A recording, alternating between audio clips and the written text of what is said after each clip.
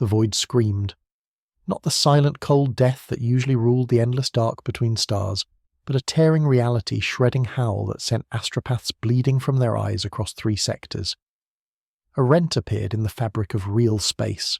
Neither warp storm nor webway gate, but something older and more terrible. Stars bent around its periphery as if drawn by an inescapable gravity well. Lumens failed on every vessel within the hyphesis system, leaving only emergency glow strips to pierce the darkness.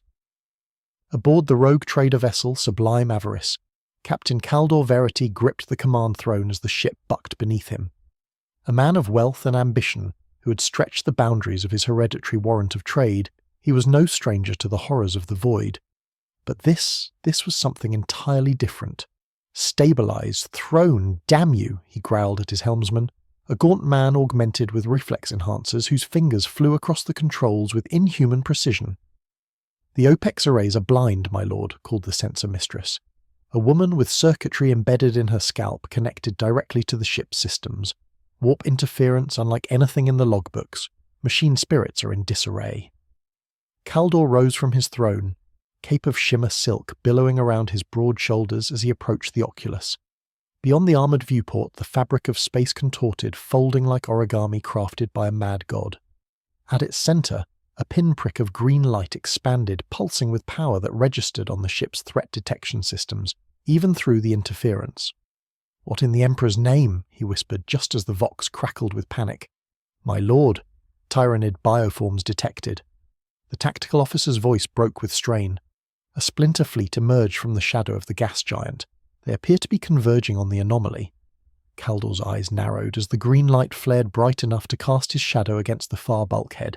In that moment, he felt something he had not experienced in decades of void faring. True primal fear.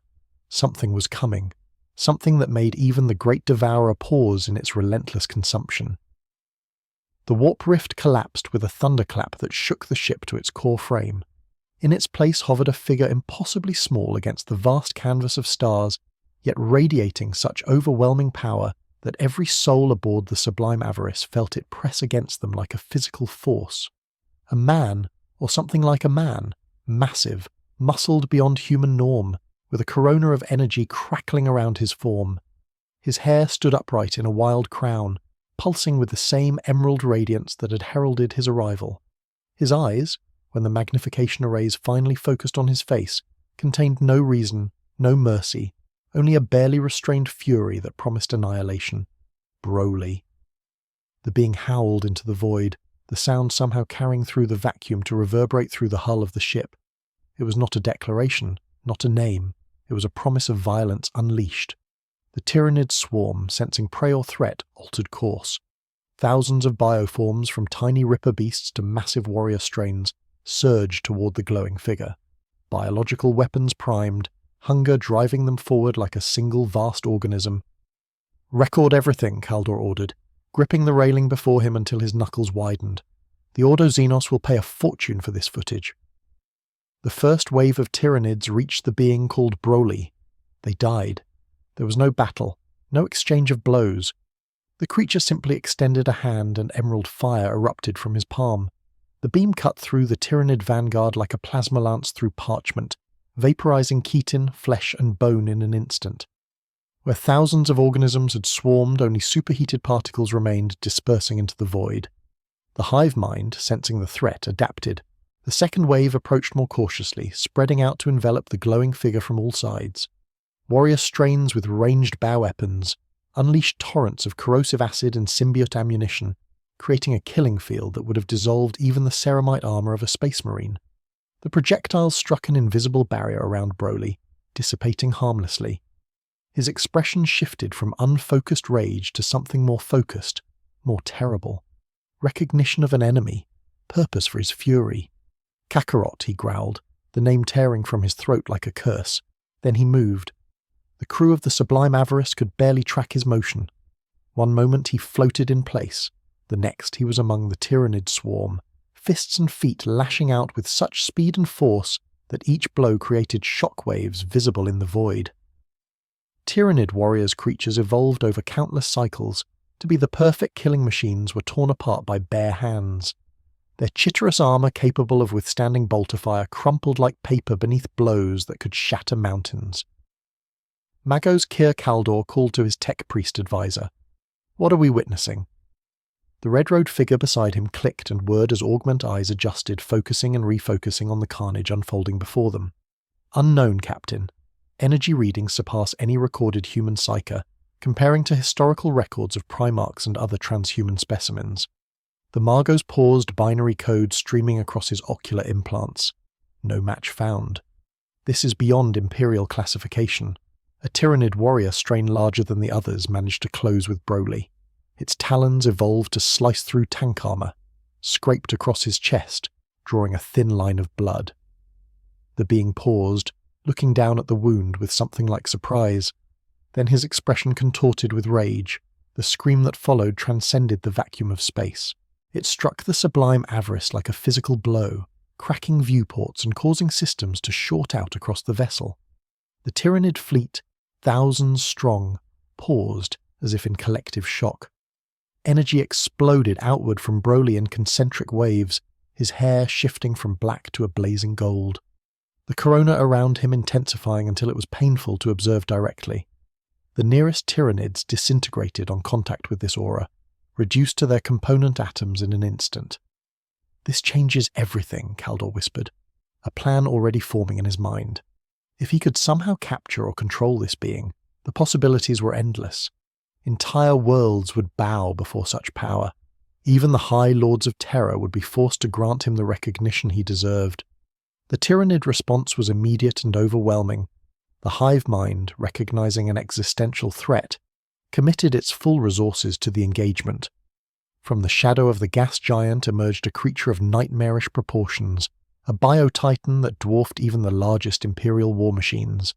A hive tyrant, the synaptic linchpin that coordinated the lesser strains, its body a collection of the most lethal adaptations the hive mind had encountered across thousands of worlds. Its psychic presence pressed like a migraine against the minds of all aboard the rogue trader vessel. Several crew members collapsed, blood streaming from their noses. Kaldor remained standing through sheer force of will, his eyes never leaving the unfolding spectacle. The hive tyrant extended its arms, and the void rippled with psychic force. A shadow of the warp itself, the shadow in the warp that was the Tyranid's greatest weapon against psychers, enveloped Broly. For a moment, his golden aura dimmed. The being shook his head as if trying to clear it, momentarily confused by the psychic assault that would have rendered any human psyche comatose or worse.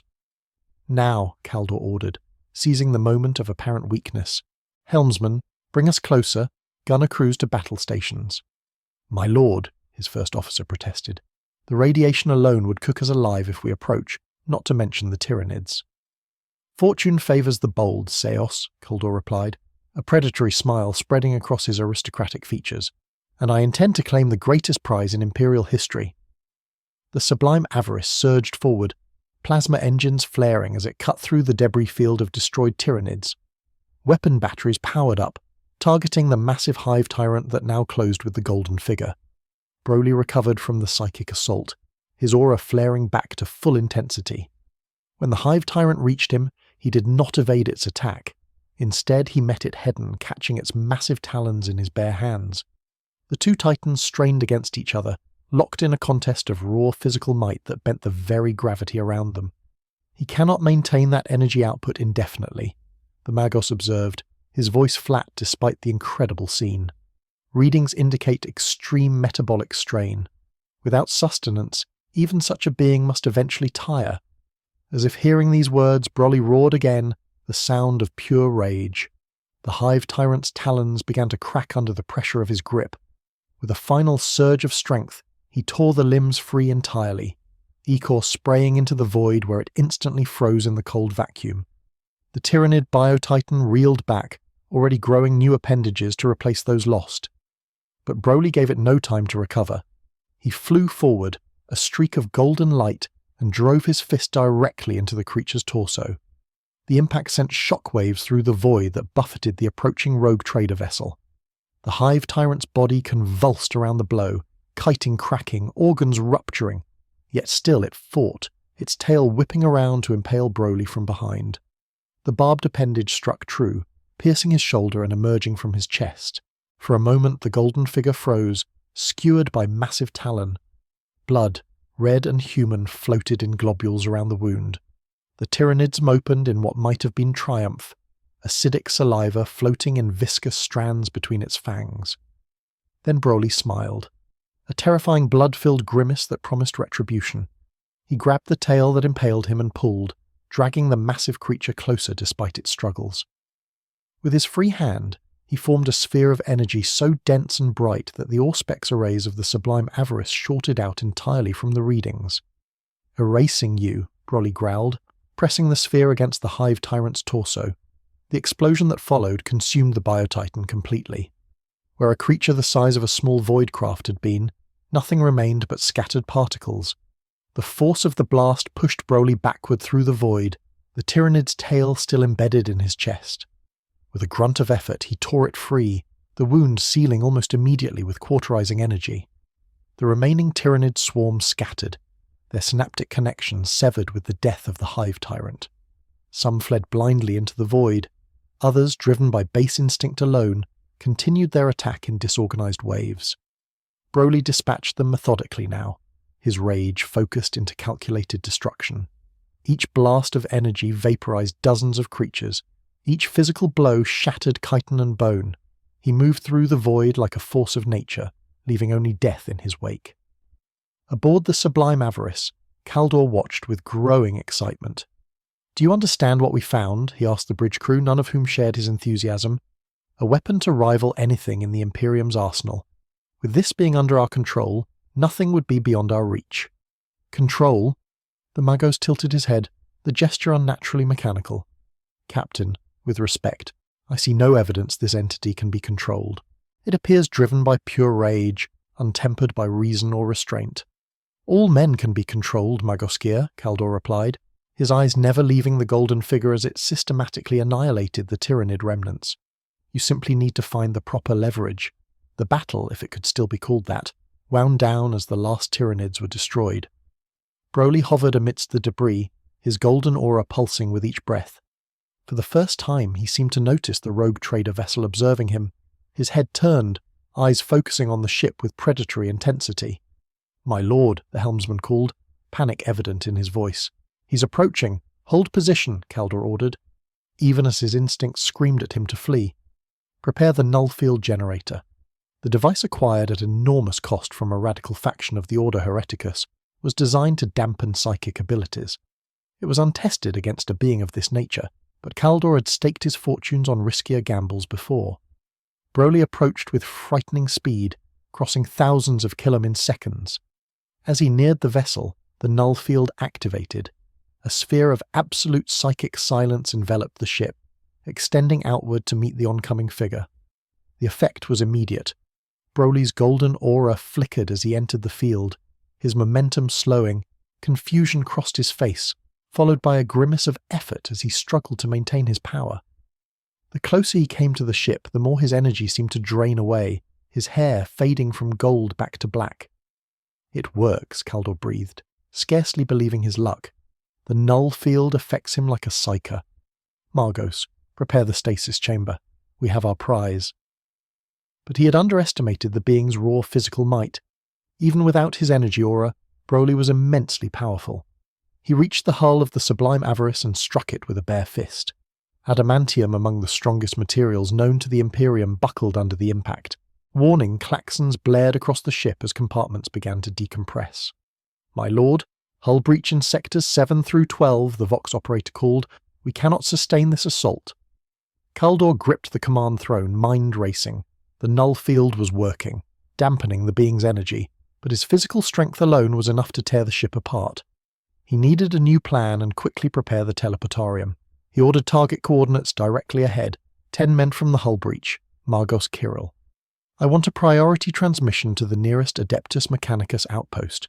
Tell them we have a specimen of unprecedented value, and I am willing to negotiate terms for shared study." The Magos hesitated, then nodded, his mechandrites already connecting to the ship's communication array.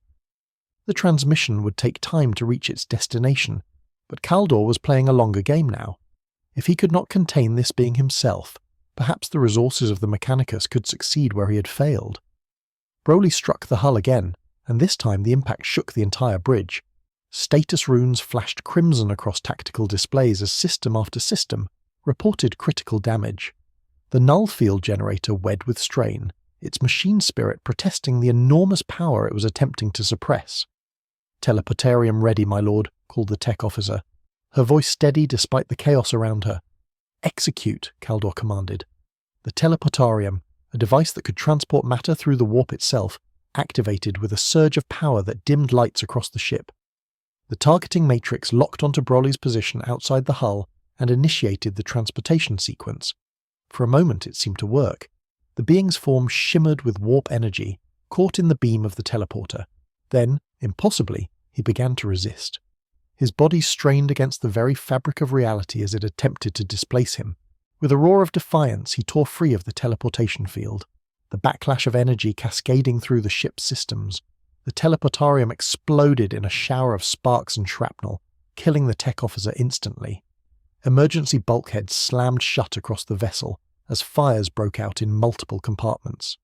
The null field generator, pushed beyond its limits, failed with a dying whine. Freed from the dampening effect, Broly's power surged back to full strength. His hair blazed golden once more, his aura expanding outward with renewed fury. He drew back his fist for another blow, one that would surely split the ship in two. In that moment of certain doom, salvation arrived from an unexpected quarter. A new presence manifested in the system, heralded by a tear in reality different from the one that had brought Broly. This was a calculated, controlled opening, ringed by symbols of warding and containment. From this portal emerged a figure that even Kaldor, with all his void-faring experience, had only heard of in whispered tales. Armour of burnished gold, ornate beyond mortal craftsmanship, a crimson plume at top, a helmet that concealed all but the burning intensity of eyes that had witnessed the birth of the Imperium itself. In one hand, a guardian spear that crackled with energy capable of slaying demons. In the other, a device of such complex technology that it defied comprehension, its purpose known only to those who created it. A custodian, one of the Emperor's own guardians, warriors said to be to space marines what space marines were to common men. His presence here, so far from terror, could mean only one thing. The highest authorities of the Imperium had taken notice of what transpired in this forgotten corner of space. The custodian assessed the situation in an instant, his enhanced senses and transhuman intellect processing the scene faster than any mortal mind could comprehend. He raised the device in his hand and activated it with a thought command.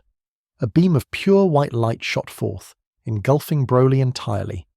Unlike the crude null field of the rogue trader, this was technology from the Dark Age, preserved and understood only by the Emperor's most trusted servants. It did not merely dampen psychic energy, but contained and redirected it, creating a perfect prison of the being's own power. Broly fought against this new constraint with all his might. His aura flared blindingly bright as he strained against the containment field. For a moment it seemed even this ancient technology might fail against his raw power. Then the custodian spoke a single word in a language older than mankind's ascent to the stars. The containment field pulsed, and Broly's struggles weakened. His eyes, burning with rage moments before, grew heavy. The golden light of his aura was drawn inward, compressed until it shimmered just beneath his skin rather than blazing outward. With a final growl of defiance, the being slipped into unconsciousness. Suspended in the containment field, the custodian pulled him closer with the control device, examining him with clinical detachment. Aboard the crippled Sublime Avarice, Kaldor watched through the cracked oculus with a mixture of awe and bitter disappointment. His prize, the key to power and recognition beyond his wildest dreams, was being taken from him before he could exploit it. "Captain," his first officer said, "we should count ourselves fortunate. Whatever that being is, it nearly destroyed us without even trying." "Fortune?" Kaldor spat the word like a curse. "Do you have any idea what we just lost, Seos? The power to reshape the galaxy itself." "Power that would have consumed you, rogue trader," came a voice from behind them. The bridge crew spun in shock. Where there had been empty space moments before, the custodian now stood, the contained form of Broly floating beside him in the field of white light. None had heard him teleport aboard, not even the enhanced senses of Magoskir. This entity exists beyond your comprehension, the custodian continued, his voice resonating with authority that balked no defiance. Its power poses a threat to the very fabric of reality. It will be contained and studied by those equipped to do so. By what authority do you confiscate my discovery? Kaldor demanded, drawing himself up to his full height, though he still stood a head shorter than the Golden Warrior. By the authority of the Emperor of Mankind, whose vision you have forgotten in your greed. The custodian's gaze swept the bridge, taking in the damaged systems, the dead and injured crew. You will make repairs and depart this system immediately. You will speak of what you witnessed to no one. The official record will show a Tyranid incursion, nothing more, and if I refuse, Kaldor's hand drifted toward the ornate pistol at his hip, a gesture that did not go unnoticed by the custodian. Then your journey ends here. The transhuman warrior replied simply, choose. For a long moment, tension hung in the air like a physical presence. Then Kaldor's shoulders sagged in defeat. We will comply, he said, the words bitter ash in his mouth. Wise, the custodian acknowledged with a slight nod. Know that your vessel is now marked. You are watched, Kaldor Verity. Remember that in the decisions that lie ahead. With that, he activated some unseen device at his belt. Both he and the contained form of Broly vanished in a flash of light, teleported back to his craft, or perhaps directly to whatever facility awaited the mysterious being. Silence fell over the bridge of the Sublime Avarice. The crew looked to their captain, awaiting orders. Kaldor stood motionless, staring at the space where the custodian had been, his mind racing with possibilities and contingencies. Sir, his first officer prompted gently, your orders? Kaldor turned slowly, his expression settling into one of calculated determination. Begin repairs, he said. Prioritize engines and life support. I want us underway within 12 hours. Destination, Captain. A thin smile spread across Kaldor's face, one that did not reach his eyes. Set course for the Ghoul Stars. I have an old acquaintance there who might find our recent experience most interesting. The Ghoul Stars? The first officer paused, but sir, that region is forbidden by Imperial decree. The Xenos threats alone make it suicide to venture there. The Imperium has taken something from me, Seos, Kaldor replied, his voice hardening. I intend to balance the scales. Now carry out my orders. As the crew scrambled to obey, Kaldor returned to the Oculus, gazing out at the stars.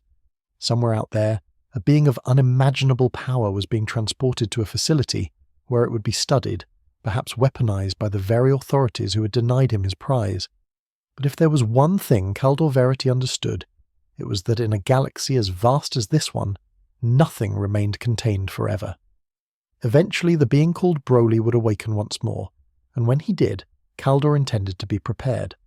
The custodian's craft cut through the void at speeds that defied conventional physics, riding the boundaries between real space and the immaterium without fully entering either.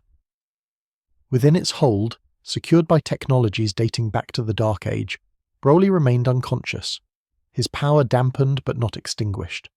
The warrior who piloted the craft was Astyanax, shield captain of the Adeptus Custodes, veteran of 10,000 years of service to the Golden Throne. He had been dispatched personally by the Captain General when the psychic scream of Broly's arrival had reached Terra, reverberating through the Emperor's realm like the toll of a funeral bell.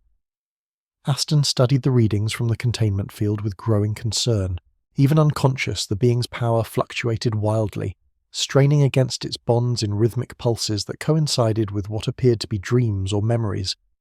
Whatever this creature was, it was not merely physically powerful. It carried a rage that transcended the material plane, a fury that could potentially tear holes in reality itself if fully unleashed. What manner of being are you? The custodian murmured, more to himself than to his unconscious captive. Neither daemon nor Xenos, yet beyond any human baseline.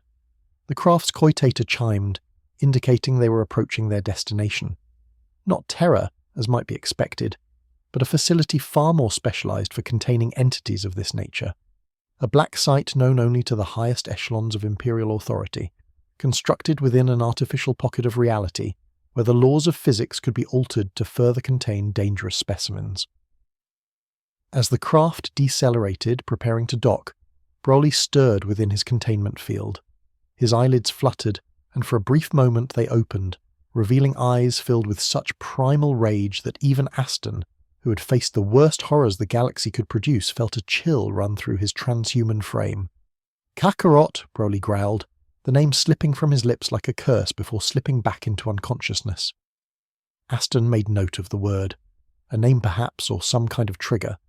Whatever it was, it seemed central to the being's purpose and fury, information that might prove vital in the challenging task of containing him.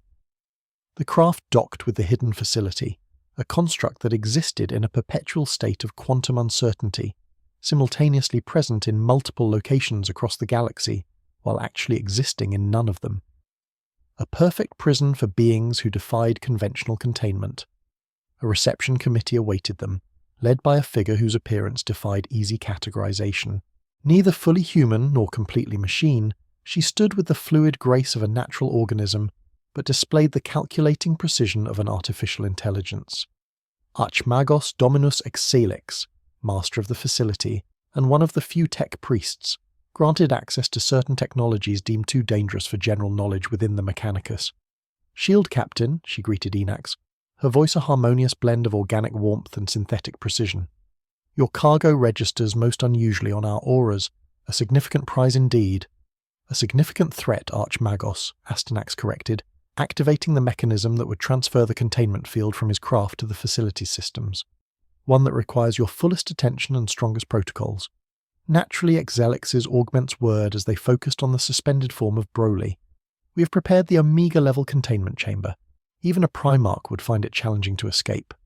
"This being is not a Primarch," Aston warned as the transfer completed. Broly's unconscious form now held in a containment field projected by the facility itself. Initial analysis suggests power levels that exceed even those estimates. Approach with appropriate caution. The Archmagos inclined her head in acknowledgement, though Astyanax detected a hint of what might have been excitement in her posture. The tech priests of the Mechanicus, even those who served the Imperium faithfully, could never quite suppress their fascination with the unknown and the powerful. It was both their greatest strength and most dangerous flaw. "We shall begin analysis immediately," Alexixi said, gesturing to her attendants to proceed with transporting the contained being deeper into the facility. "Will you be remaining to observe, Shield Captain? My orders are to ensure successful containment and then return to Terra with a full report." Aston replied, "The Captain General awaits my assessment of this threat." "Of course." The Archmagos bowed slightly, a gesture of respect between equals in the Imperial hierarchy. "Rest assured, we will discover the nature of this entity and determine if it can be of use to the Imperium." Aston watched as Broly was taken away, disappearing into the labyrinthine depths of the facility. He had fulfilled his mission, securing a potential threat to the Imperium. Yet, he could not shake the feeling that this was merely the beginning of a much larger conflict. The being's power, his rage. They spoke of a capacity for destruction that even the carefully constructed prison might not be able to contain indefinitely. With a final glance at the closing blast doors, the custodian turned and returned to his craft. His report to the Captain General would be thorough and uncompromising. The Imperium had contained the immediate threat, but prudence dictated preparation for the possibility of failure. For in the grim darkness of the far future, nothing remained contained forever.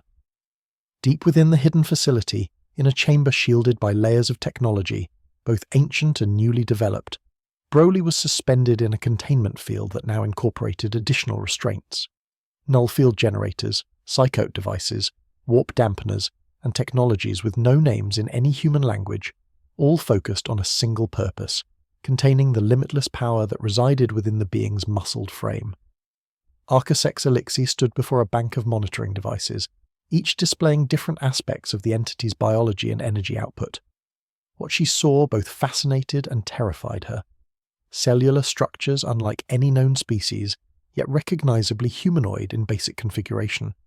Energy readings that fluctuated between merely extraordinary and completely impossible. And beneath it all, brain patterns that suggested a consciousness driven by emotions so powerful they bordered on psychic manifestation.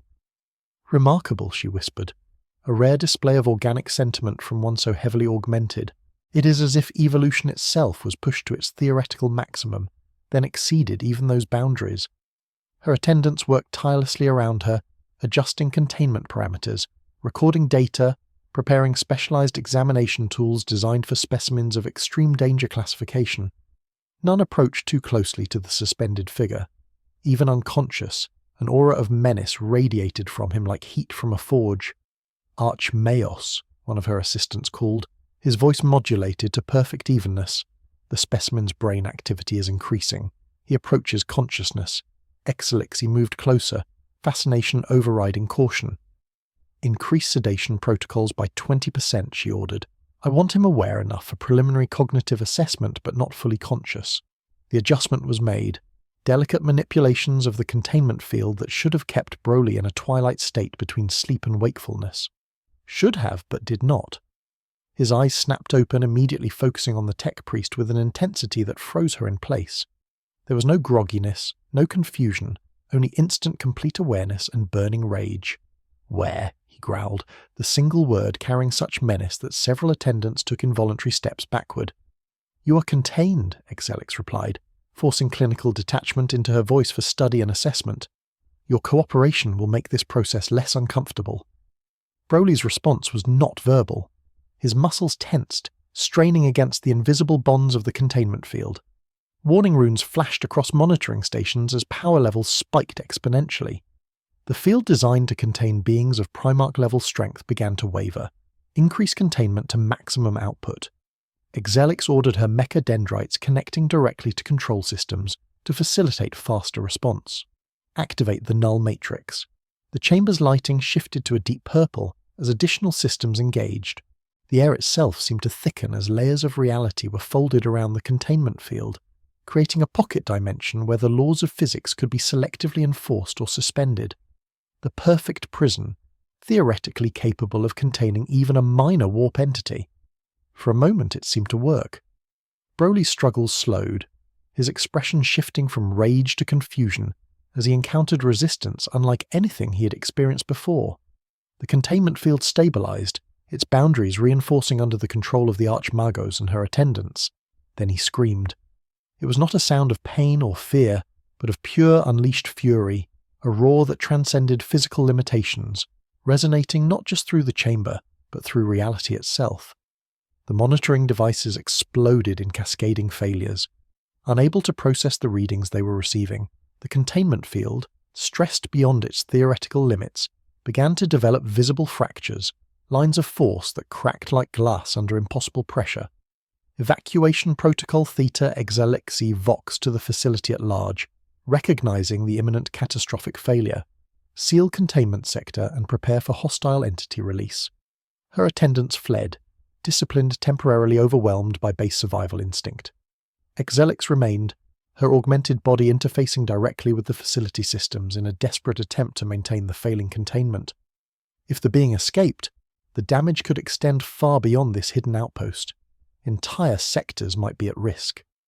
Broly's aura flared from green to gold, his hair transforming with it as power surged through his body.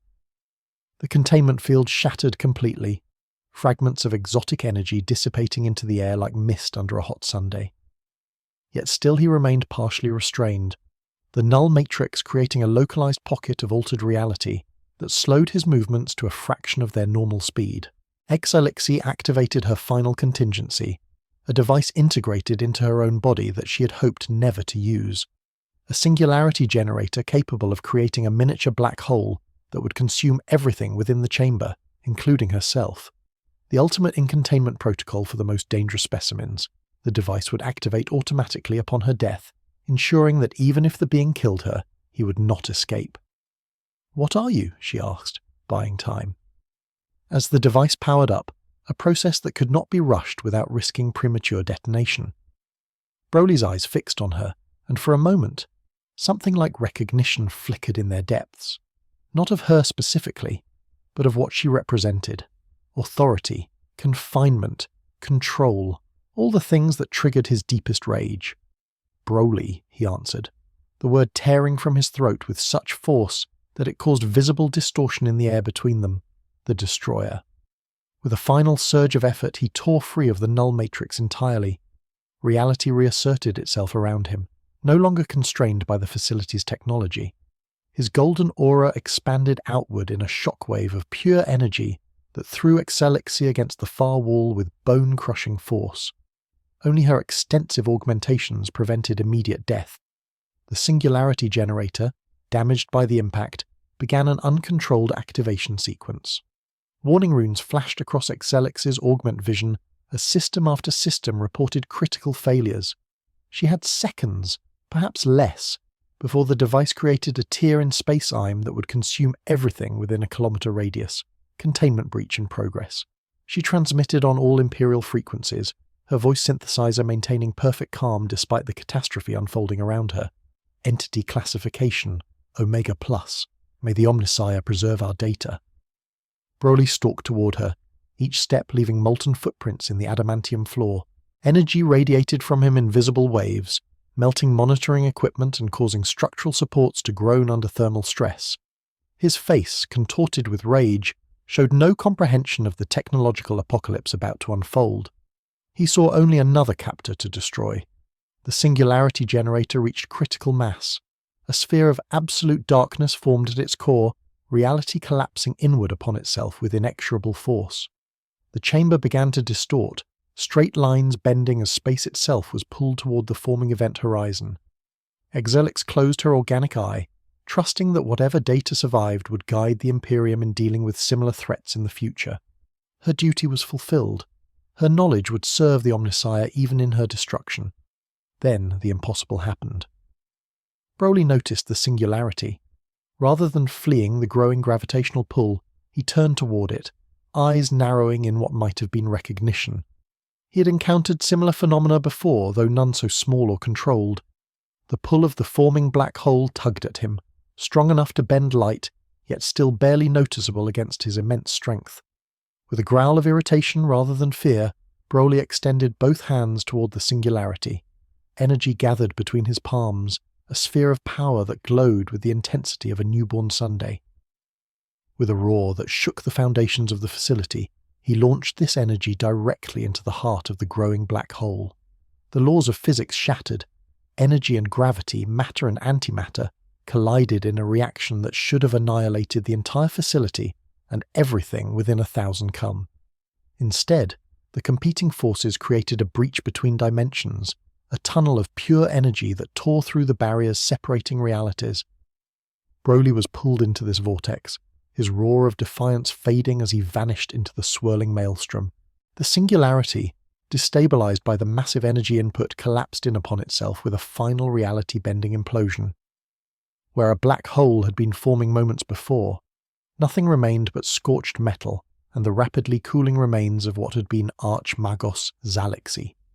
The facility's automated systems, those that survived the catastrophe, initiated containment and quarantine protocols, blast doors sealed, cutting off the damaged section entirely. Data cores shielded against even nuclear strikes preserved the recordings of what had transpired. A single automated distress call was transmitted on a frequency reserved for existential threats to the Imperium itself, carrying with it the compressed data of the entity's brief captivity and explosive escape. Somewhere in the infinite void between realities, Broly tumbled through dimensions beyond human comprehension. His rage, temporarily exhausted by the massive energy expenditure, gave way to unconsciousness once more. But even in this state, his power continued to build, responding to the trauma of dimensional transit by growing ever stronger in preparation for the battles to come. For Broly was not destroyed, merely displaced, and the galaxy that had briefly contained him would tremble at his inevitable return. The distress signal from the destroyed facility reached Terra 18 days later, transmitted through channels so secure that not even the highest lords of the Imperium knew of their existence. It arrived directly at the personal coitator of Captain General Trajanis, Supreme Commander of the Adeptus Custodes, and one of the few beings in the galaxy entrusted with the full scope of threats facing mankind. The data contained within the transmission painted a grim picture: an entity of power rivaling or exceeding Primarch class, containment failure despite Omega-level protocols, a dimensional breach of unknown destination or stability, and perhaps most concerning, evidence that the being was not destroyed, but rather displaced, potentially to return at any point in the future. Valorous reviewed the data in the sanctum of his private chambers, surrounded by artifacts and weapons dating back to the Horus Heresy. His expression, typically stoic, betrayed the slightest hint of concern as he witnessed the recording of Broly tearing through containment fields designed to hold beings of godlike power. "Shield Captain Astinax," he voxed. The communication transmitted instantly to the custodian who had delivered the being to the now-destroyed facility. "Join me immediately." Aston arrived within minutes, his golden armor immaculate despite having just returned from patrol duties within the Imperial Palace. "The entity has escaped," Valoris stated without preamble, sharing the relevant data with a gesture toward the holothic projector between them. "Archmagos Excelix is confirmed destroyed along with the entire containment wing of the facility." Aston absorbed the information with transhuman swiftness, analyzing the footage of Broly's escape with critical precision. "The being grows stronger when confronted," he observed. "Each restraint we placed upon him served only to increase his rage and consequently his power." An assessment shared by the facility's final data transmission. Valoris confirmed, "We face a threat that conventional containment cannot address. The question before us is whether to pursue active countermeasures or to prepare contingencies for his potential return." "If I may, Captain General," Aston began, choosing his words carefully. The entity displayed purpose beyond mere destruction. The name it spoke both in my presence and during containment suggests a specific target or objective. "Kakarot," Valoris recited, the alien word sitting strangely in his mouth. "Yes, if we could identify this Kakarot, we might better understand the entity's nature and intentions." Valoris considered this his mind working through tactical permutations within human speed. A task for the Ordo Xenos, perhaps, though I am reluctant to involve the Inquisition in a matter of this sensitivity. "There is another possibility," Astynax suggested. "The rogue trader Kaldor Verity, his vessel witnessed the entity's arrival and initial conflict with the Tyrannid splinter fleet. He might possess information not contained in our current data." Kaldor Verity Valoris repeated his tone, suggesting familiarity with the name, a man known for ambition that frequently outstrips his judgment. "You believe he can be trusted with this inquiry?" "Not trusted. Captain General utilized under appropriate supervision." A thin smile crossed Valoris's face, an expression rarely seen even by his fellow custodians. "You have a specific approach in mind, Shield Captain. Proceed." Aston, a carefully constructed operation that would use Kaldor's ambition as a tool while keeping him ignorant of his true role. The rogue trader would become an unwitting agent in the search for information about Broly and the mysterious Kakarot, believing himself to be pursuing his own agenda while actually serving Imperial interests. Approved, Valoris decided after hearing the full scope of the plan, but add one element, the Sisters of Silence. If this entity returns, Null Maidens may prove our most effective countermeasure, given its apparent vulnerability to psychic dampening. "As you command, Captain General." As Aston departed to set the plan in motion, Valoris returned his attention to the holithic display, freezing it on the image of Broly at the height of his power. Golden aura blazing around his massive frame. In 10,000 years of service to the Emperor, he had witnessed threats of every conceivable nature. Daemon Primarchs, Tyrannid hive fleets, Necron tomb worlds awakening. Yet something about this being disturbed him on a fundamental level.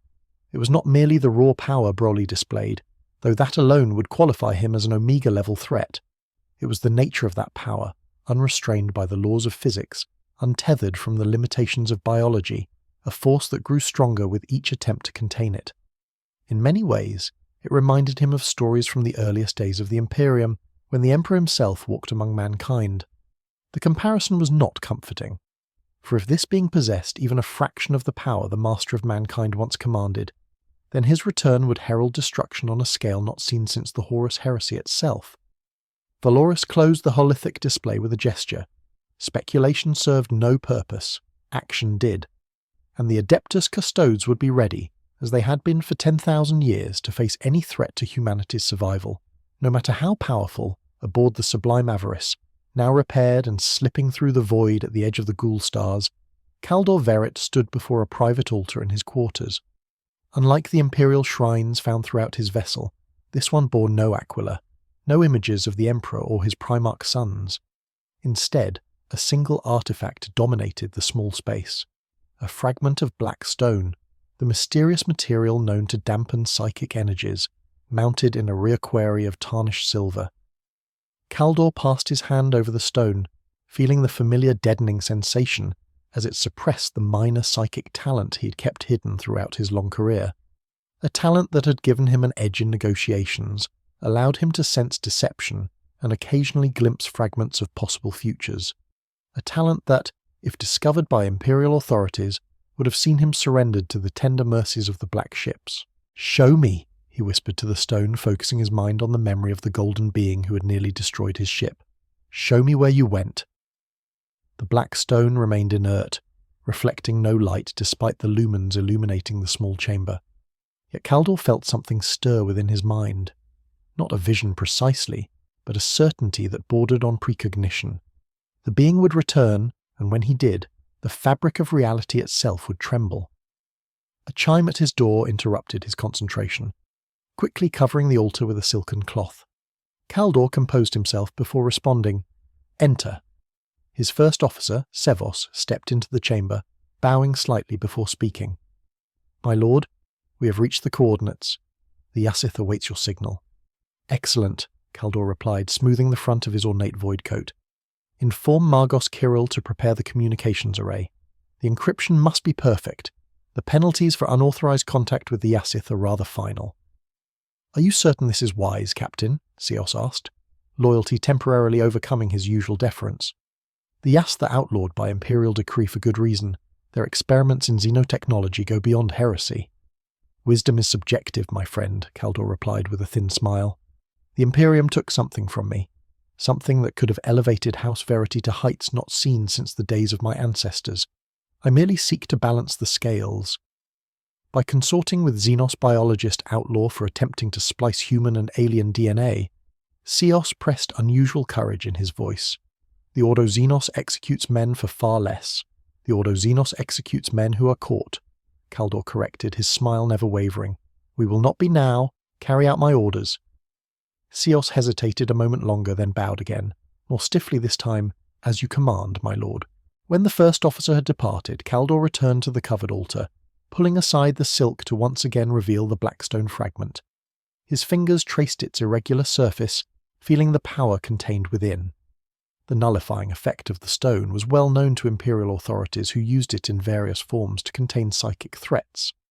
But Kaldor had discovered through research and experimentation that would have seen him branded a heretic that Blackstone possessed other properties when properly attuned. It could not only dampen psychic energy, but redirect it, and with sufficient skill and the proper rituals, it could open pathways to places beyond normal space and time, places where entities like the Golden Being might be found or summoned. "Soon," he whispered to the stone, "soon we will find you again, and this time I will be prepared." Unknown to Kaldor, his ship was not alone in the void. At the very edge of Ope's range, a craft of impossible stealth maintained perfect surveillance of the sublime Avarice. Aboard this vessel, Aston and a cadre of 5 Sisters of Silence watched and recorded every transmission, every course change, every energy signature emitted by the rogue trader ship.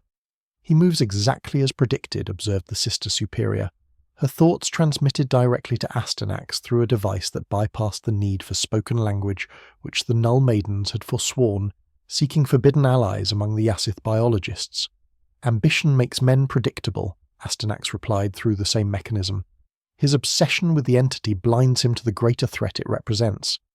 "And what of the anomalous energy readings from his private quarters?" the Sister Superior inquired. "They bear similarities to suppression fields generated by Blackstone." Aston's expression darkened slightly. "A complication, one that justifies our caution in monitoring rather than immediately apprehending him. If he possesses Blackstone artifacts capable of detecting or even influencing the entity's return, we must observe before acting, and if he succeeds in contacting the entity before we can intervene, then we execute contingency protocol Epsilon," Anax stated flatly. "The rogue trader, his ship, and everything within 1,000 km is atomized. The risk is too great to allow any other outcome." The Sister Superior nodded, approval evident in her posture despite her emotionless expression. The Null Maidens understood necessity in ways few others in the Imperium could comprehend. Their very existence was a weapon, their presence a void in reality that protected mankind from horrors beyond comprehension. If sacrifices were required to contain a threat of this magnitude, they would be made without hesitation. "We continue observation," Aston decided, returning his attention to the monitoring devices tracking Kaldor's vessel. The moment he makes contact with the Asith, we will have the measure of his true intentions. The dance had begun. Hunter and hunted, observer and observed, each believing themselves in control of the unfolding events. Yet all were merely pieces in a greater game, one whose true stakes none fully comprehended. For somewhere beyond the boundaries of reality, Broly continued his journey through dimensions, his power growing with each passing moment, propelling him inevitably back toward the galaxy that had briefly contained him. And when he returned, all plans and preparations would be tested against a fury that knew no limits. The void between dimensions pulsed with energies beyond mortal comprehension. Neither material space nor immaterium, this realm existed outside the normal flow of time and causality. Here, past and future mingled, possibilities coalesced and dissolved, and the boundaries between realities grew thin enough to breach. Within this impossible space, Broly drifted, unconscious yet not defenseless. His body evolved far beyond human limitations, adapted to the hostile environment instinctively. The golden aura that manifested in moments of rage now surrounded him permanently, a shield against the corrosive nature of the void. Dreams plagued his unconscious mind, memories of Kakarot, his eternal nemesis, flashes of worlds destroyed in his uncontrolled fury, the feeling of chains, both literal and metaphorical, that had bound him throughout his existence, and beneath it all, a primal desire for freedom. Not merely freedom from constraint, but freedom from the rage itself. The burning need to destroy that had defined his existence for as long as he could remember. A disturbance rippled through the void, a calling that penetrated even Broly's unconscious state. Someone was reaching for him, creating a tether between dimensions that pulled at his very essence. Golden eyes snapped open, immediately alert and filled with suspicion. He had been summoned before, controlled before. It had never ended well for those who attempted it. The pull strengthened, a pathway forming through the dimensional barriers. Broly could resist, could tear the forming connection to shreds with his immense power. Yet curiosity stayed his hand. This reality, this galaxy he had briefly visited, contained warriors and technologies unlike any he had encountered before. Entities that had managed, however briefly, to contain even his incredible strength. Perhaps here, finally, he might find worthy opponents. Or perhaps even Kakarot himself had somehow made his way to this reality, hiding among these strange humans with their golden warriors and chitinous devourers. Decision made. Broly surrendered to the pull, allowing himself to be drawn along the forming pathway. The void blurred around him as he accelerated, reality itself parting before his approach. Ahead, a pinprick of light expanded, growing into a tear in the fabric of space-time. Beyond it lay the material universe, and whatever fool had dared to summon the legendary Super Saiyan. Aboard the Sublime Avarice, now docked with the massive biological construct that served as the Asith laboratory ship, Kaldor Verity stood before a device that defied conventional understanding. Part mechanical, part organic, it pulsed with energies that made the air shimmer and distort. At its centre, the blackstone fragment from his private altar had been integrated into a larger matrix of similar material, forming a perfect sphere that absorbed all light that touched it. "The resonance chamber is prepared," announced the Yast biologist, a being whose form blended human and Xenos features in ways that turned Kaldor's stomach despite his pragmatic alliance with the outlawed scientists. Its voice emerged from 3 separate orifices, creating a dissonant harmony. "The dimensional anchor is stabilized. We await only the final catalyst." "My blood," Kaldor confirmed, having been briefed on the requirements of the ritual. "My psychic connection to the entity, however tenuous, focused through the medium of my own life essence." "Precisely," the Asith confirmed, extending an appendage that terminated in a wickedly sharp crystalline blade. "The pain will be considerable, but necessary for proper attunement." Kaldor hesitated only briefly before extending his hand. A small price for power that will reshape the Imperium itself. The blade sliced across his palm with surgical precision, drawing a line of crimson that welled up immediately. The Asth guided his bleeding hand to the surface of the blackstone sphere, positioning it directly over a shallow depression carved into the otherwise perfect orb. "Speak the invocation while maintaining physical contact," the alien scientist instructed. its multiple eyes fixed on the sphere with anticipation. Visualize the entity as you witnessed it. Focus on its essence, its power, its unique signature in reality. Kaldor closed his eyes, summoning the memory of Broly as he had appeared during the battle with the Tyranids. The golden aura, the raw, unstoppable power, the rage that seemed to transcend physical limitations.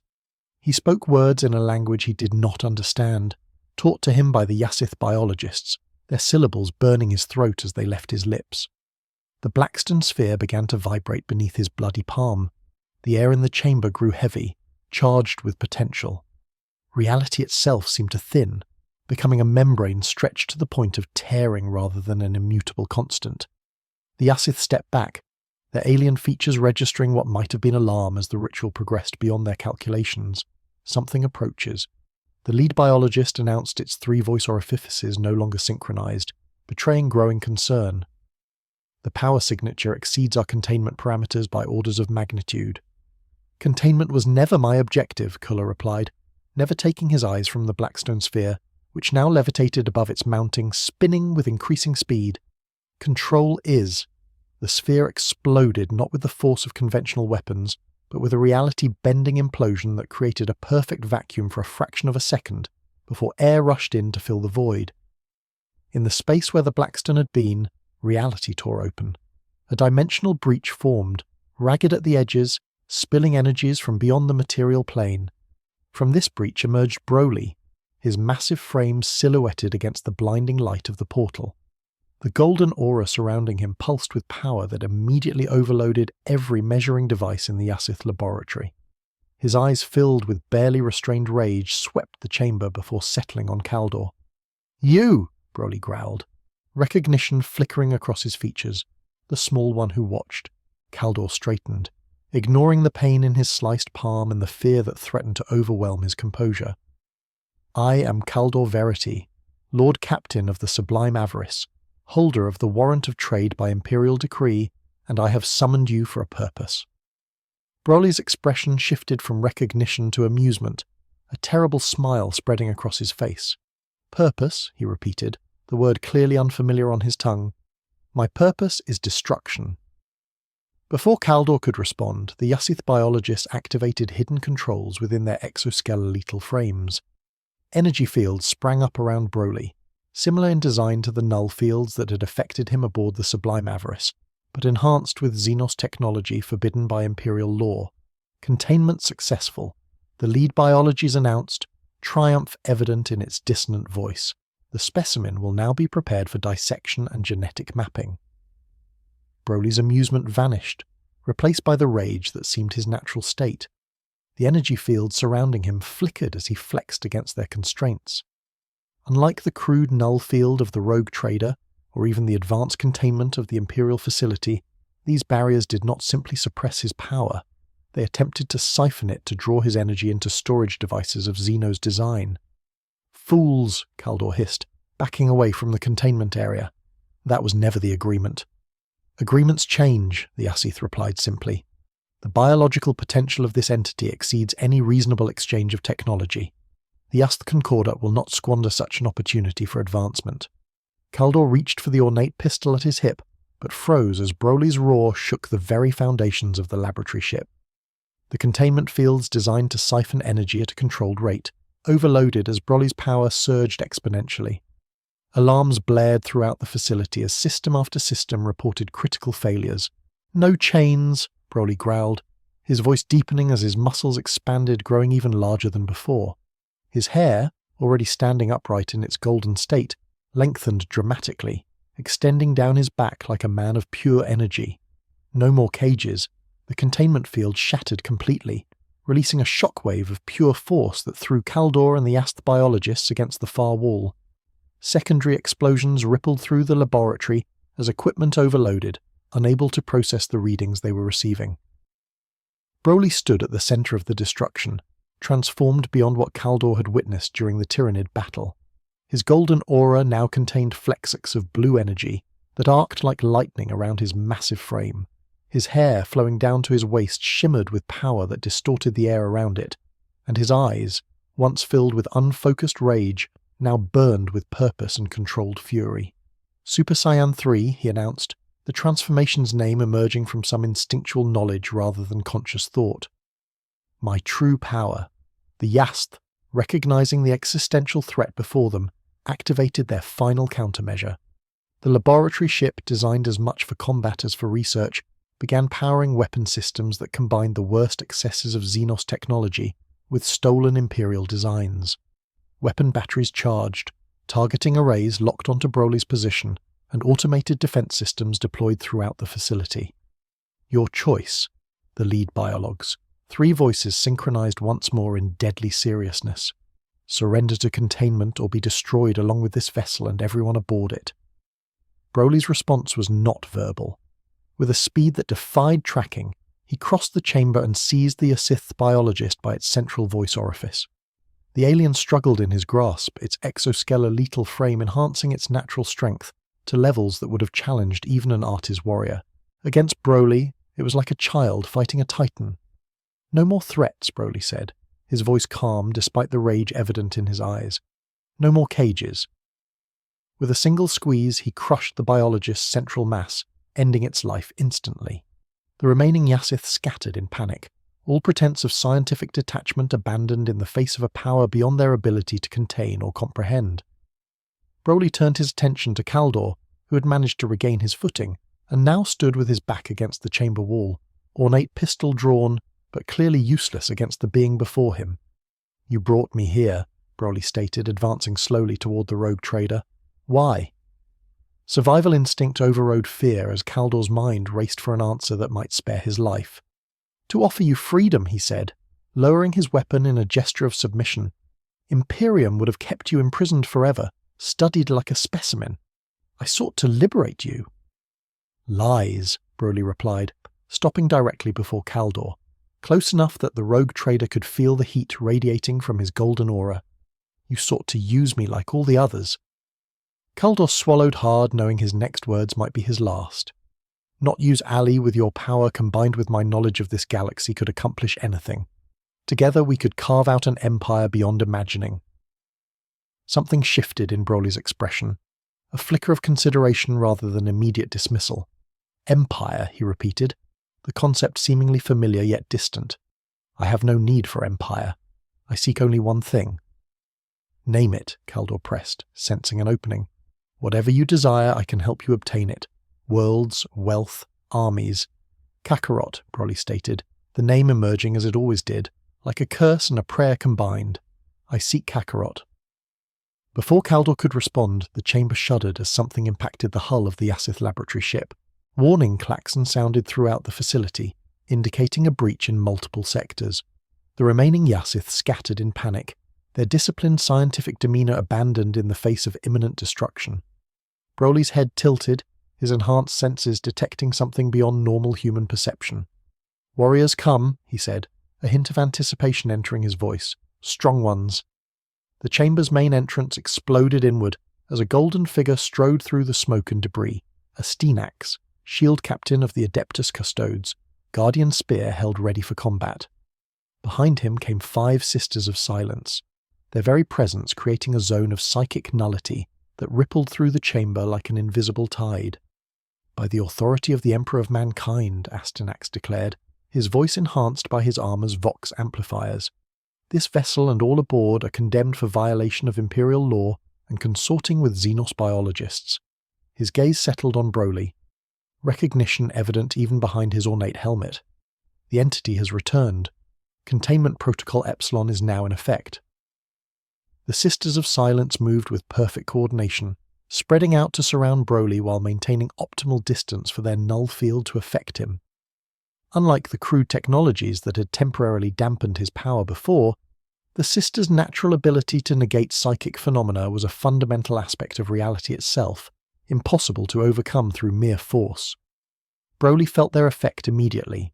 His golden aura flickered, the transformation he had called Super Saiyan 3 becoming difficult to maintain in their presence, not from lack of power, but from an inability to properly channel that power through dimensions suddenly grown solid and unyielding. Null, he growled, the word emerging as a realization rather than a statement. Like before, but stronger. The silent sisterhood negates all warp phenomena, Aston confirmed, advancing with Guardian Spear held ready. Your power, while not psychic in the conventional sense, appears subject to similar limitations in their presence. Broly's eyes narrowed, assessing these new opponents with a tactical awareness that belied his rage-driven nature. The Golden Warrior was similar to the one who had captured him before, clearly of the same breed. The silent females were something new, their very existence a dampening field against his abilities, a challenge worthy of his power. At last. "Fight me," he demanded, settling into a combat stance that spoke of martial training beneath the uncontrolled fury. "Prove your worth." "We are not here to prove ourselves to you, creature," Aston replied, signalling the sisters to tighten their formation. "We are here to end the threat you pose to the Imperium of Man." The first sister attacked without warning, moving with a grace and speed that belied her heavy armour. Her blade designed to sever the connection between daemon and host sliced toward Broly's neck in a perfect killing stroke. Had it connected with any normal opponent, even an artist's decapitation would have been instant. Broly caught the blade between thumb and forefinger, stopping its momentum completely. "Too slow," he said, before delivering a kick that sent the sister flying across the chamber to impact against the far wall with bone-crushing force. The remaining sisters attacked as one, coordinating their movements with a precision born of centuries of training together. Their null aura combined created a zone of anti-psychic force that visibly dampened Broly's golden energy, forcing him to rely more on physical strength than his dimension-warping powers. It was enough to slow him, but not to stop him. He moved between their attacks with a grace that belied his massive size, each movement precise and economical, despite the raw power behind it. One sister fell to a backhanded blow that shattered her armour and the ribcage beneath it. Another was seized and thrown with such force that she disappeared through the breach in the hull, lost to the void beyond. Astonry, Guardian Spear moving in patterns perfected over thousands of years of combat. The weapon's energy field activated as it swept toward Broly, creating an edge capable of cutting through almost any material known to the Imperium. It scored a glancing hit across Broly's chest, drawing a line of blood that steamed in the charged air. Broly paused, looking down at the wound with something like respect. "You cut me," he acknowledged before meeting Astyanax's gaze directly. "Good." What followed was combat at a level rarely witnessed in the galaxy. Custodian and Saiyan warrior, each representing the pinnacle of their respective species' potential, moved with such speed and precision that their forms blurred to normal perception. The Guardian Spear, wielded by a master of the art, were patterns of death around Broly, seeking any opening in his defense. The Saiyan, limited by the null aura of the remaining sisters, but still possessing physical strength beyond comprehension, met each thrust with counterattacks that would have pulverized ordinary opponents. Blood was drawn on both sides.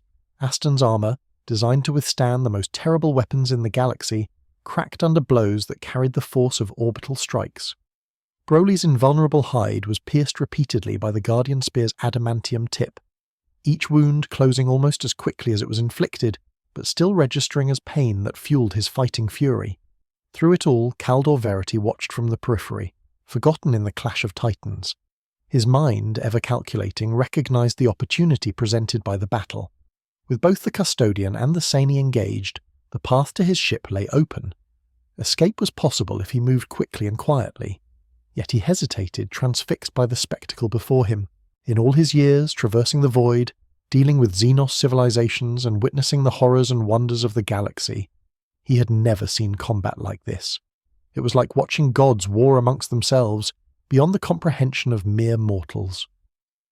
The turning point came when Aston, executing a maneuver that had slain Daemon princes in the past, managed to drive his Guardian Spear directly through Broly's midsection. The weapon's energy field cauterized the wound even as it was made, preventing the science's accelerated healing from immediately closing it. For a moment, genuine pain registered on Broly's face, followed by something unexpected. Respect. Strong, Broly acknowledged, blood trickling from the corner of his mouth. Worthy. Before Aston could withdraw his weapon for another strike, Broly seized the Guardian Spear shaft with both hands. For a moment they struggled for control of the weapon, strength against strength in its purest form.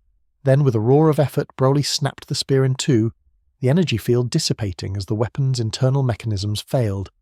The release of energy created a shockwave that threw both combatants apart, giving them a moment to assess and regroup. Aston discarded the broken remains of his guardian spear, drawing instead a gladius that seemed to drink in the light around it. A weapon from the dark age of technology, reserved for the most dangerous opponents. Broly, breathing heavily but showing no sign of giving ground, regarded the new weapon with curiosity. "No end to your toys," he observed, the wound in his midsection already beginning to close despite the energy field that had briefly prevented healing. "But toys will not save you. This is no mere toy creature," Aston replied, the blade beginning to emit a high-pitched whine as its internal mechanisms activated. "This is Terminus Est, a weapon forged before the birth of the Imperium itself. It unmakes matter at the atomic level." He lunged forward, the blade moving in an arc designed to sever Broly's arm at the shoulder. The Khan, respecting the obvious threat of the weapon, evaded rather than attempting to block or catch it as he had the Guardian spear. The blade passed through the space he had occupied a millisecond before, the air itself parting with a screech as molecular bonds were severed by the weapon's terrible field. The dance continued, neither combatant able to land a decisive blow. Aston fought with the precision of 10,000 years of warfare, each movement calculated to maximum efficiency. Broly fought with the instinctive brilliance of a being evolved for combat, his body responding to threats faster than conscious thought could process them. Around them, the Yasith laboratory ship began to tear itself apart. The battle had damaged critical systems, and chain reactions spread through the biological components of the vessel. Walls pulsed and contracted as the ship attempted to heal itself, only to be overwhelmed by cascading failures.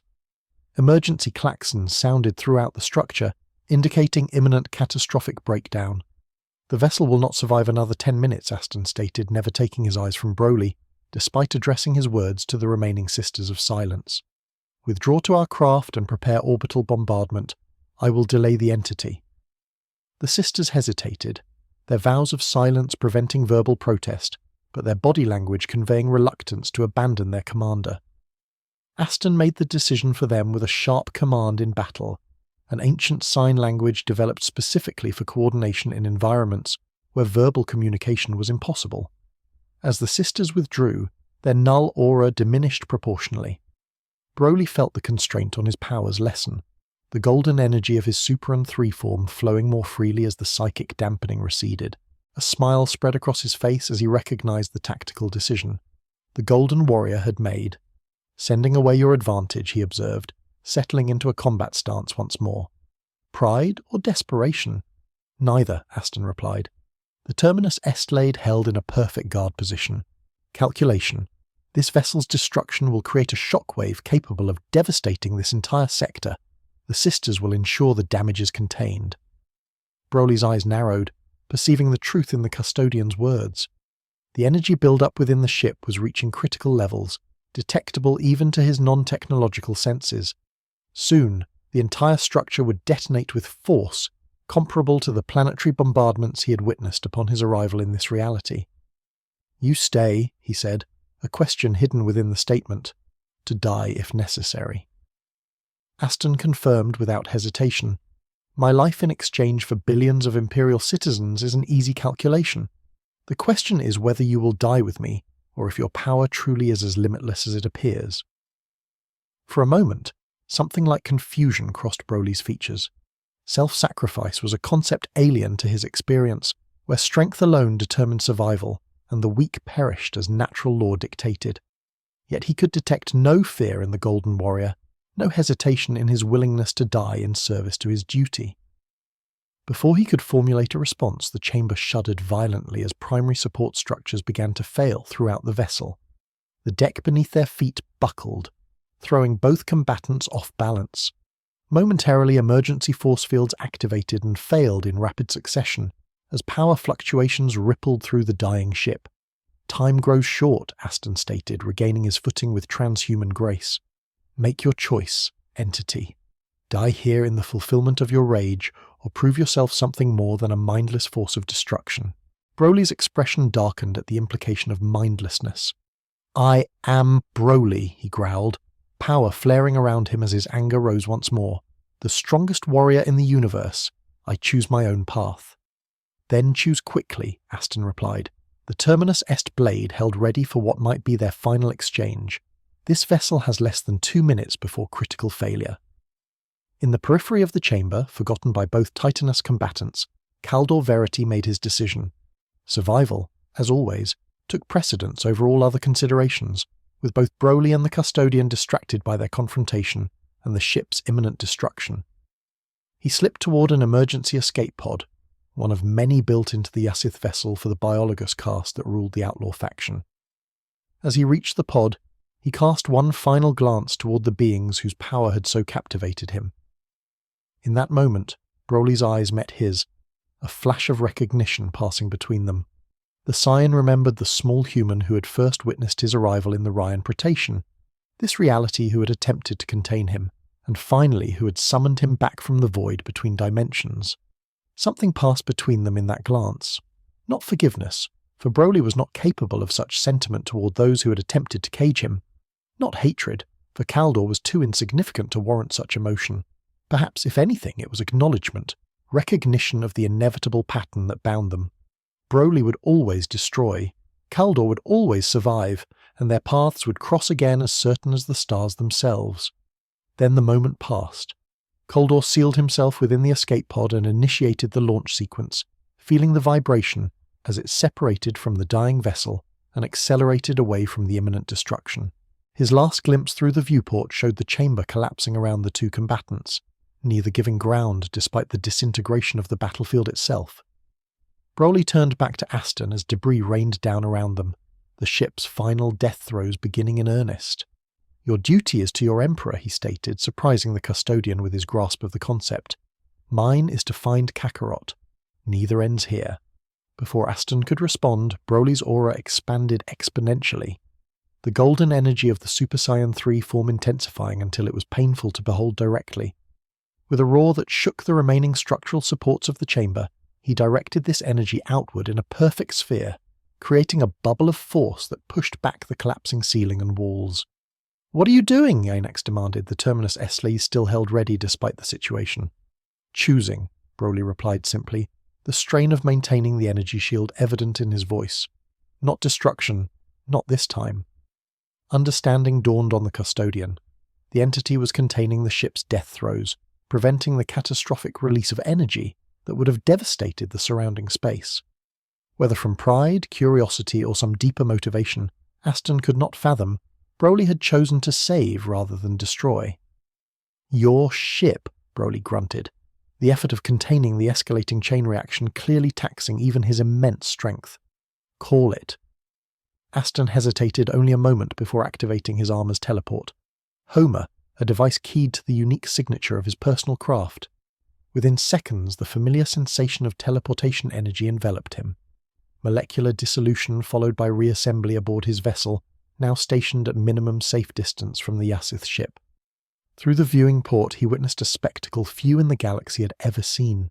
The massive laboratory ship, already breaking apart under the strain of internal explosions, was contained within a perfect sphere of golden energy. As the final critical systems failed and the power core detonated, the sphere compressed inward, containing the explosion entirely within its boundaries. For a moment it seemed even Broly's incredible power might be insufficient to contain the blast. The sphere bulged outward at points, straining against the pressure of the exploding vessel within. Then, with a final pulse of effort visible even at this distance, the Scion crushed the entire conflagration inward upon itself, compressing the energy until it winked out of existence entirely, leaving only scattered debris where a ship the size of a small moon had once existed. Of Broly himself there was no sign. The sensors of the Custodian craft calibrated to detect energy signatures across the electromagnetic spectrum, and beyond registered a momentary spike in dimensional instability at the point of implosion. Then nothing, whether the scan had been destroyed in the effort of containing the explosion, or had used the energy to propel himself elsewhere, perhaps back to the void between dimensions from which he had emerged, was impossible to determine. Shield Captain hit a bridge. Anax voxed, setting aside the Terminus Est blade with ritual care. "Track all debris and energy signatures. I want confirmation of the entity's status." "No trace, Shield Captain," came the immediate response from the Sister Superior, her thoughts transmitted directly to his helm display. "The entity has vanished from all ore arrays. Dimensional stability has returned to baseline. Aston considered this information carefully, centuries of experience tempering his conclusion, not destroyed. He decided, finally displaced once more, prepare a full report for Captain General Valoris. The hunt continues. As the craft changed course, setting a direct path back to Terra and the Imperial Palace, where Valoris awaited their report. Aston gazed once more at the debris field that marked the Yassith vessel's grave. Among the scattered fragments, escape pods were visible, jettisoned before the final destruction. Kaldor Verity had survived, as vermin always seemed to do, another loose end to be addressed in time. But the true threat, the entity called Broly, remained at large. Not in this reality, perhaps, but somewhere among the infinite dimensions that comprised existence. And Astyanax knew, with the certainty born of 10,000 years, defending the Emperor's realm against all manner of horrors, that they had not seen the last of him. For beings of such power were never truly defeated, merely delayed, light years distant in a region of space untravelled by Imperial vessels. A dimensional tear opened briefly. From it emerged a single figure, massive and muscled beyond human norm, but now returned to a base state rather than the golden-haired transformation that had marked his battles within the Imperium of Man. Broly drifted in the void, recovering from the immense energy expenditure required to contain the Yassith vessel's destruction and simultaneously tear open a path between dimensions. The effort had drained him temporarily, forcing him back to his normal form, his black hair hanging loose around his shoulders rather than standing upright in its crown of golden energy. His senses evolved to perceive threats across vast distances, detected no immediate dangers in this region of space. No golden warriors, no devouring swarms, no ships filled with humans seeking to capture or control him. For the first time since his arrival in this reality, he was truly alone with his thoughts. The experience was novel. Throughout his existence, Broly had known only rage and pain, his incredible power, both blessing and curse. Control had always been an illusion, his fury directing his actions more than any conscious choice. Yet in the final moments aboard the doomed vessel, he had made a choice, not driven by rage, but by something else, something he could not name, but which felt like the first stirring of a concept alien to his experience, purpose beyond destruction. The Golden Warrior, Astyanax, had impressed him in ways few opponents ever had. Not merely through strength or skill, though both had been considerable, but through the unwavering dedication to duty that had led him to face certain death without hesitation. Such conviction was rare among the beings Broly had encountered across multiple realities. As his power slowly regenerated, Broly considered the path before him. This galaxy, with its endless war and beings of incredible strength, offered possibilities he had never considered. The search for Kakarot would continue, for that drive was encoded in his very essence, impossible to abandon entirely. But perhaps in this reality so different from his own, there were other challenges worthy of his attention, other opponents who could push him to new heights of power, or perhaps even allies. The concept was foreign, almost uncomfortable to contemplate. Broly had always stood alone, his strength requiring no supplement from others, yet he had witnessed the effectiveness of the Golden Warriors and their silent companions, working in concert, achieving through coordination what raw power alone might not accomplish. A new path, then exploration rather than mere destruction, testing himself against the worthy rather than annihilating all in his path, and always beneath it all the search for Kakarot, the one being in all existence who had truly challenged him to his limits.